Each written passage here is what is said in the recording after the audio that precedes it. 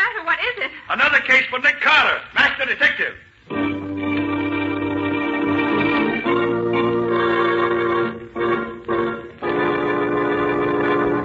Yes, it's another case for that most famous of all manhunters, the detective whose ability at solving crime is unequaled in the history of detective fiction.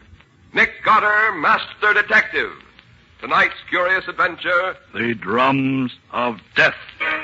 For Nick Carter and the mystery of the White Witch Doctor.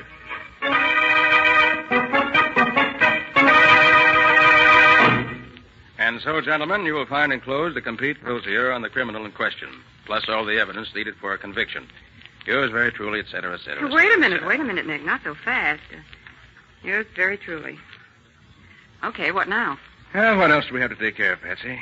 The only unfinished business I know of right now is this bunch of letters from that Mrs. Galley. Oh, yes. What was it this Mrs. Galley wanted me to do? She's worried about her doctor, Nick, and she wants to consult you. No, let her consult another doctor if she doesn't like the one she's got now.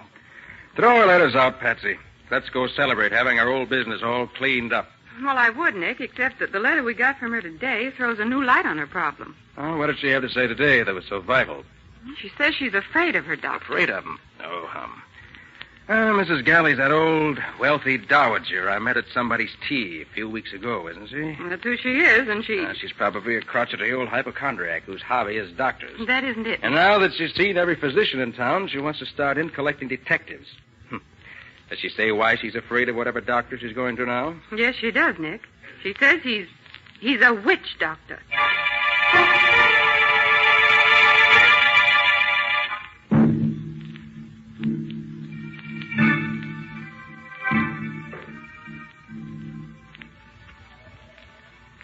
It was very kind of you to come, Mr. Carter. I hoped you would. I confess I wasn't too eager, Mrs. Galley, until Miss Bowen told me about your last letter. Well, perhaps it's silly to believe in such things as voodoo and black magic nowadays, but I don't know what to say. Suppose you tell your story and let me be the judge. Well, there isn't much to tell, Mr. Carter. I was... What's that? Only the wind, Mrs. Galley. It's nothing. I'm so unnerved. Well, here's my story. Last week, my nephew, Walter Galley, told me about a wonderful new doctor he discovered, Dr. Congo. I wasn't feeling well, and the name interested me, so I went to see him. Good morning. Is Dr. Congo in? Good morning, madam. Yes, the doctor is in. Can't say I remember a doctor's office in Vanderbilt Square before. You're new here, aren't you? Have you come to see Dr. Congo, madam? Naturally. Do I look like an insurance salesman? Have you an appointment, Mrs. Galley is the name. Mrs. Galley. My nephew made an appointment for me. Oh, yes, Mrs. Galley. Will you step this way, please? Dr. Congo's expecting you. Thank you. Wait a moment. What's that noise? Drums, madam. Drums? What drums? If you'll step inside, Mrs. Galley, you'll find out for yourself. Very well. Drums, indeed. What nonsense is this? Good morning. Mrs. Galley, I presume. I'm Dr. Congo. Good morning, Dr. Congo. I want... Golly, what a story. Go on, Mrs. Galley. Why did you scream? Because I saw... Yes, what did you see? A white savage. What? From his neck to his toes, Dr. Congo was an ordinary man. He was wearing striped trousers, formal cutaway jacket, wing collar ascot tie. He was beautifully dressed. But his face... Yes? His face was hideous. Shaven skull, a horrid, grinning mouth, showing his teeth, which had all been filed to a point. And he had a bone through his nose. Like a cannibal. Yes.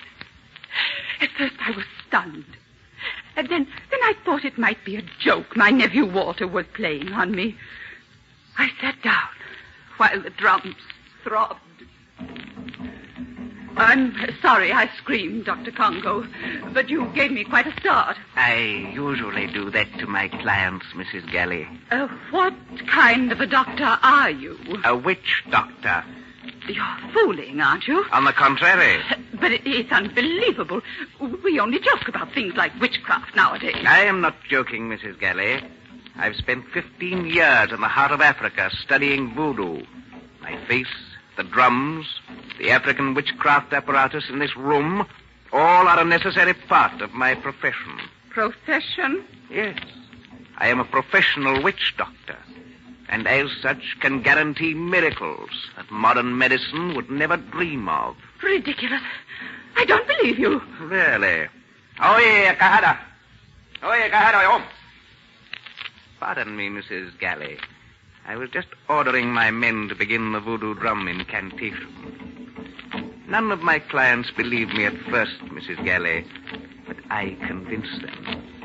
Now, if you'll allow me... What are you doing with those scissors? I merely removed a lock of your hair.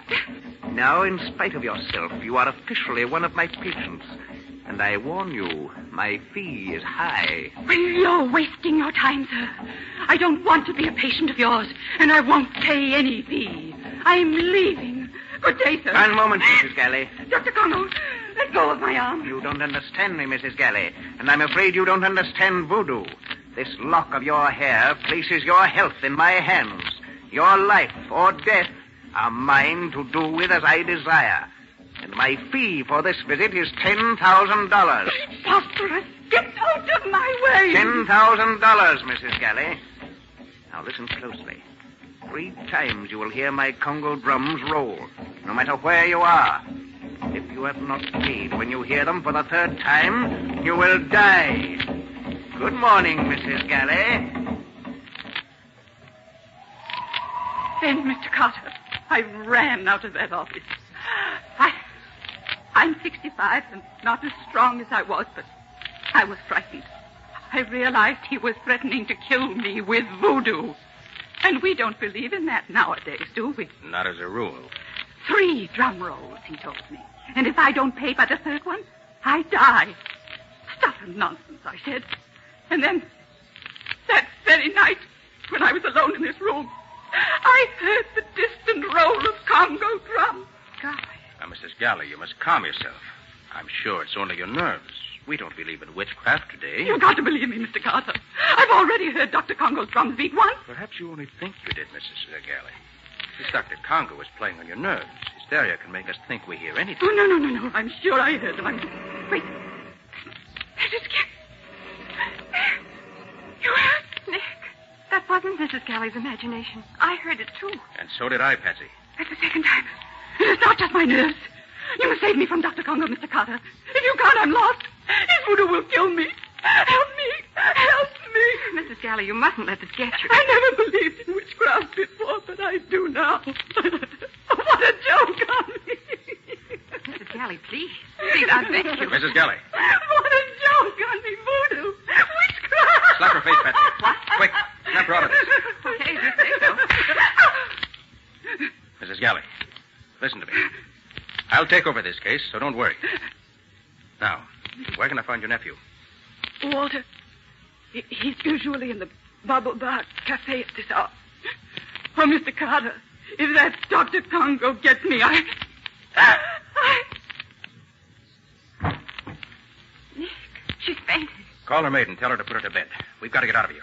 You go back to the office. I'm going to look for Mrs. Galley's nephew. But, Nick, what about Dr. Congo? Isn't he the one you want to see? No. I have a hunch this case hinges on Walter Galley.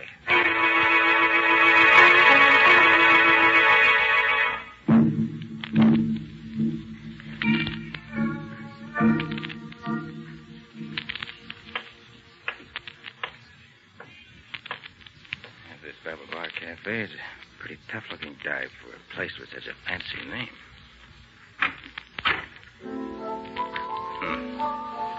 Nobody here but the bartender and that piano player. Well, it must be too early in the evening. Good evening. Hiya, pal. What'll it be? Information. Huh? I'm looking for someone. Who? Walter Galley. Oh, him. Walter ain't come in yet. Hang around. He's due any minute. You live around here? Yeah, across the street. River apartment. I see. He owes you money, too, huh? How's that? Don't play dumb, pal. Galley's clipped us all.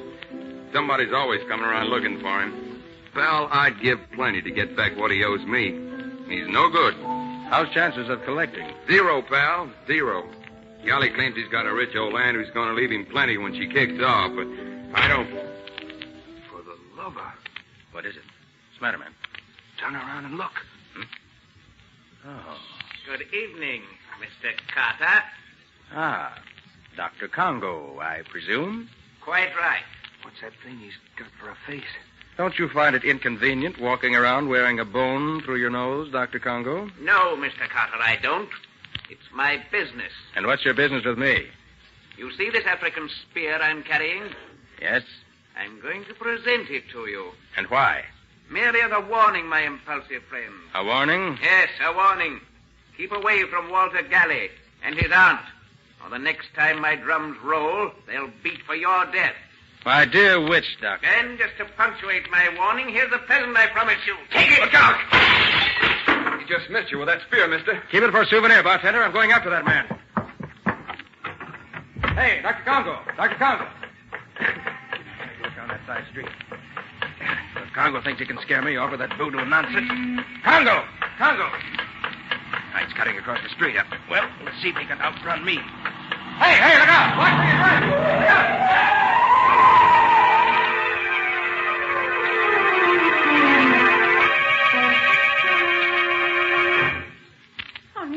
Nick, are you all right? Oh. Nick. Oh, what happened, huh? Oh, yes, I remember it now. Oh, is that you, Patsy? It's me, all right. Oh, that was close. What happened? I got here just as that car almost ran you down. Well, whoever it was, he tried his best to get rid of me. But why? Probably because I was chasing Dr. Congo. Dr. Congo? Yes. He paid me a visit when I was looking for Walter Gally. At the Bubble Bar Cafe? Yes. Congo threw an African spear at me. I chased him out into the street. Good heavens. Probably had an accomplice waiting with a car for just such an emergency. Oh, Nick, they might have killed you. Well, they certainly tried hard enough. Must have jumped a mile trying to dodge that car. Nick, listen. I came down here looking for you. What's happened? Mrs. Gally's maid phoned the office just as I got there. She was hysterical. She could hardly talk. What happened, Patsy? Mrs. Gally has vanished.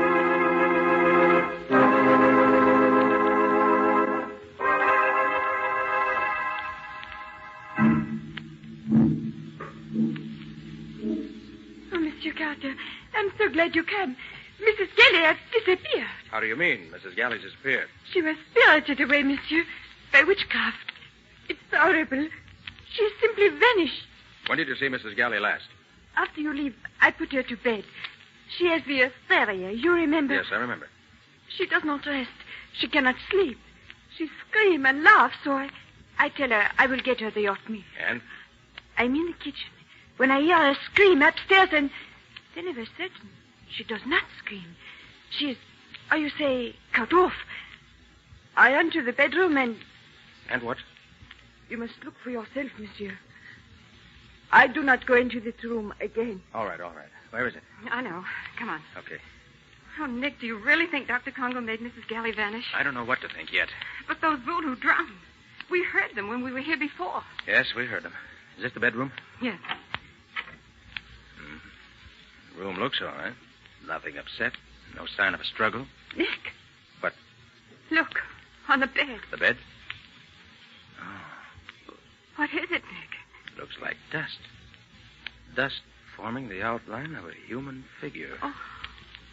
If there's any truth in voodoo, Patsy, that's what's left of Mrs. Gally. Oh, Nick, this is awful. Now, steady, Patsy, steady. But this must be real witchcraft, Nick. No human agency could do this to Mrs. Gally. The drum. The Congo drum.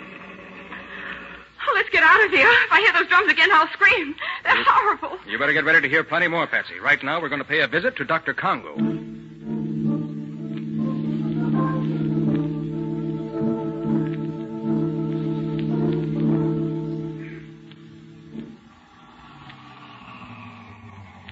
This is Vanderbilt Square, Patsy.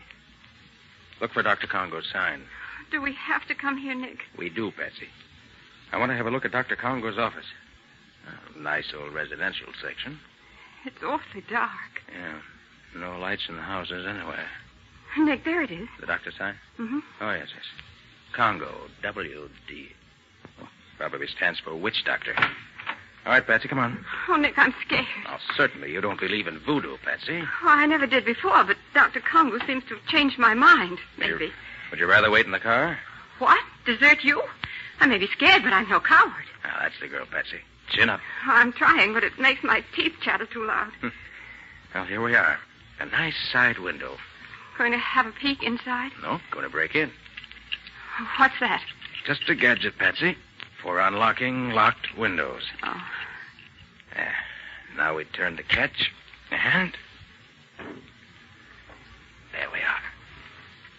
I'll go first, Patsy. Okay. All right. Let me give you a hand, Patsy. All right. Up, Patsy. There. And here we are, in the den of the witch doctor. What are you looking for? Any clues that'll help us. Rather do it by daylight, but this flashlight will have to serve. Hurry up, Nick. I want to get out of here. Sorry to interrupt. Mr. Carter again, I believe. Just paying a friendly call, Dr. Congo. Interested in Mrs. Galley's unfortunate disappearance, eh? You know about that, huh? Naturally. My voodoo did it. Mrs. Galley was too stubborn to pay the fee she owed me. I would advise you to raise your hands, Mr. Carter. You see, the young lady understands. The native archer is eager to shoot. He'll not miss next time. What do you want, Congo? I thought it was obvious. Money. And I'm going to get it in spite of you. Because unfortunately, you're helpless, Carter. You cannot fight my voodoo, and no law court will convict me of murder by witchcraft. The police will laugh at your evidence. At my evidence? I wonder. You can wonder on your way home, Mr. Carter. This way out. And let me warn you never to return, or you'll not go out alive. Come on, Nick. One last word. I've already spoken to Walter Galley on the phone. He refuses to pay the money his aunt owed me. Walter has no money. But he can raise plenty at a moment's notice on the inheritance he'll receive, now that his aunt is dead. That's true, if his aunt is dead. You had better use your influence on him, if you have any, and persuade him to pay before it's too late. Another threat, Dr. Congo? Listen, Mr. Carter. I do not make empty threats. You've already seen the power of my voodoo in the case of Mrs. Galley. And I'm not joking now. My black magic is already cutting away Walter Galley's life. Unless he agrees to pay what I ask, in a very short time, he too will rot to dust. Good night, Mr. Carter. Nick, I can't believe it. He let us go alive. Yes, Patsy. This time, Congo overplayed his hand, and I believe a visit to Walter Galley's apartment will prove it.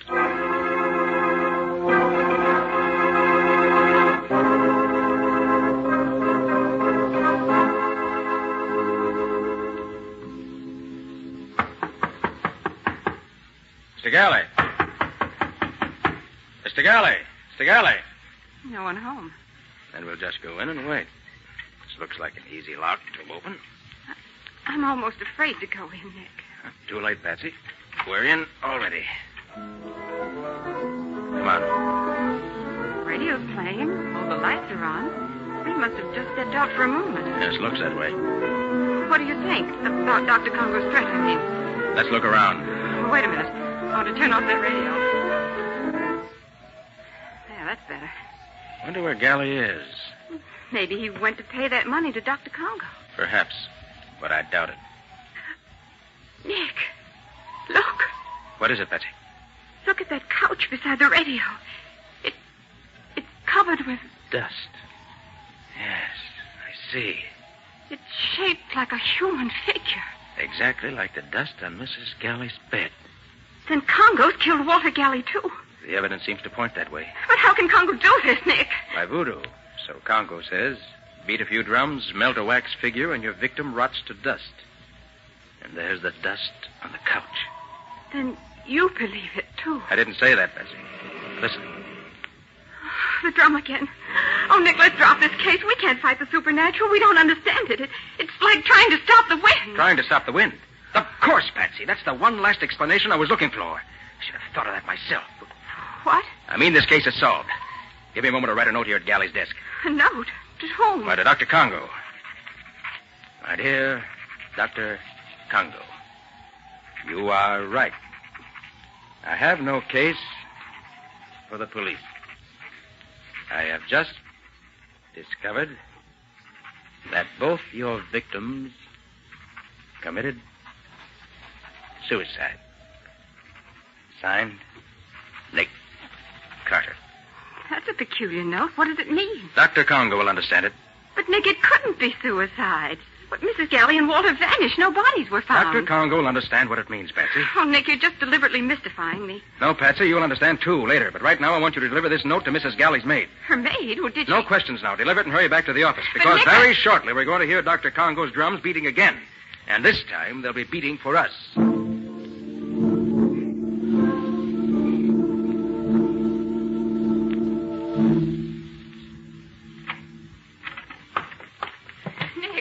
Nick. Over here, Patsy. You deliver the note? Yes. What in the world are you doing? Just setting up my motion picture projector. Oh, Nick, this is no time for movies. The police were at Mrs. Galley's.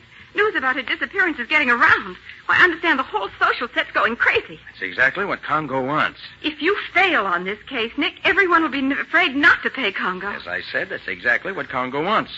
Said he was after money, didn't he? Who do you think Congo will attack next? The drums. Congo's drums. There's your answer, Patsy. You mean he's after us? Exactly.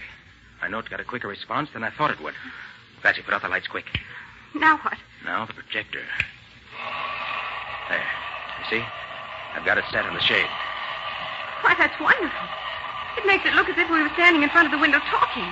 The shadows on the curtain look as natural as light. Right. Now, get over to the side of the room, away from in front of the window. But... No buts. Follow instructions. We're playing against the killer, Patsy. You mean Congo? Get down on the floor. Lay flat. Oh, I wish you... Quiet. What am I supposed to do here? Wait. And when you hear shots, scream. Scream? You heard me. But who's going to do the shooting? Our old friend. Nick, are you all right? Quiet. Everything's all right. All they shot was the movie projector. In about 10 seconds now, they'll be coming in here to check up on the results. Nick, did you say they? Now listen. Just as soon as you hear the door slam, turn on the lights. But, Nick... Don't argue, Patsy. Okay. Now, quiet. That apparently took care of them. Yes, I think that we've accomplished... Don't go, neither of you. Light, Patsy. Okay. Now, as you see, you're covered with this gun I hold in my hand. Nick Carter, I told you, Walter, he was... Shut up. Put up that Tommy gun you have there laid on the table, Dr. Congo. But, Nick, that's Mrs. Galley. I thought she was dead. That's what you were supposed to think, Patsy. And the chap with her is her nephew, Walter.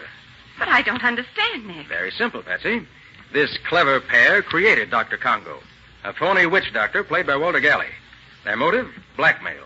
And they pretended to be their own first two victims. I see. So they could disappear and then spend their entire time playing Dr. Congo. And also so that their fates would terrify future victims into paying Dr. Congo's exorbitant fees without any protest. You are indeed clever, Mr. Carter. Very clever. Then all that voodoo was make-believe. Phony. Yes, Patsy. As phony as the shadows on our window shade, which this precious pair attacked. And as phony as the makeup that turned Walter into a witch doctor. That's why I wrote that note, Patsy, about having learned that both disappearances were really suicides. They knew then that I'd seen through their whole scheme. But those mysterious drum beats we heard, even outside our own window. Let me show you how that was done. Let's see. Oh, yes, here it is. You see, Patsy? A simple gadget attached to the outer frame. A windmill connected to a small drum. Mm-hmm. When the wind blows hard enough, the drum beats. Watch, I'll spin it. Oh, so that's what scared me. That plus your imagination. It was imagination you two counted on most, wasn't it, Dr. Congo? You concocted the voodoo tale, planted your own clues, and then vanished. The rest you left to human nature, right? So why did they call you in, Nick? Why didn't they let well enough alone? They were playing for high stakes, Patsy. They thought they had a perfect racket, and if I failed to break it, their victims wouldn't fight back. But the phony Dr. Congo was far too eager to let us escape. That was the second important clue. The second? What was the first? Mrs. Galley claimed she was in Congo's power because he'd cut off a lock of her hair, remember? Yes, but isn't that according to voodoo tradition? Certainly. But it couldn't work with Mrs. Galley. Well, why not? No, Patsy, you disappoint me. Look at Mrs. Galley now. You're close enough. I see. Mrs. Galley wears a wig. Of course, Patsy. And a lock of hair cut from a wig would hardly put the wearer of the wig under the spell of even the best witch doctor in the world. Well, for the love of... Look here, Carter. We can't stand here all night with our hands in the air like this. No. What are you going to do with us? Oh, sorry to treat you two this way. But I don't like visitors who bring Tommy guns to my office. I was a fool to let you go when I had you in my office, Carter. You were all kinds of a fool, Galley.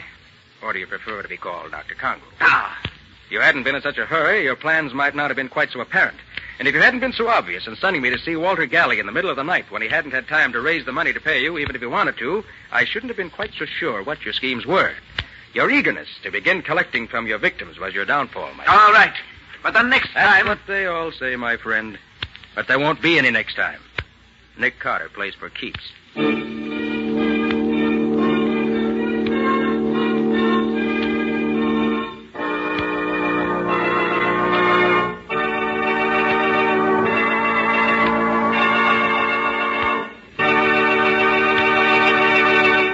This has been another of the strange adventures of Nick Carter, Master Detective, which are brought to you regularly at the same time by WOR Mutual.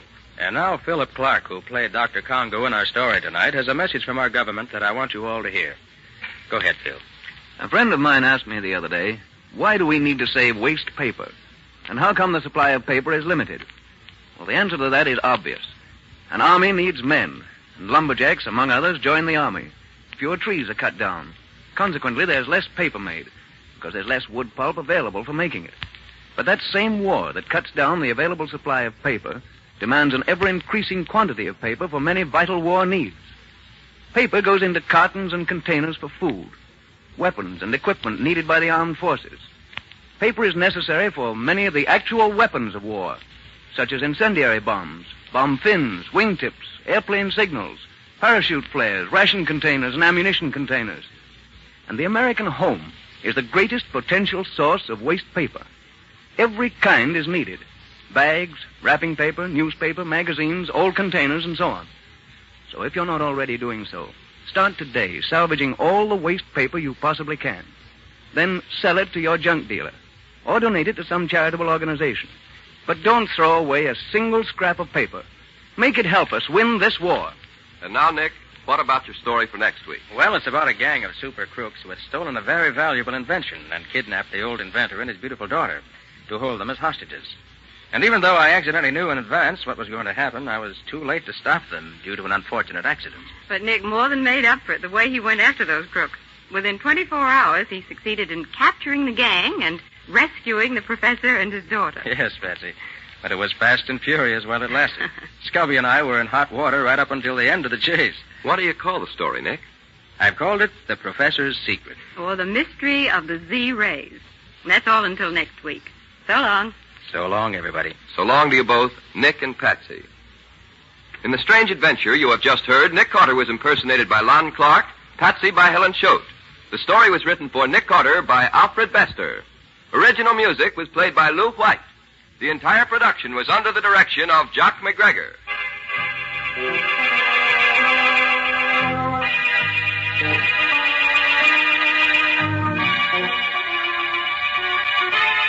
Next week at the same time, listen to another curious experience of Nick Carter entitled The Professor's Secret, or Nick Carter and the Mystery of the Z-Rays.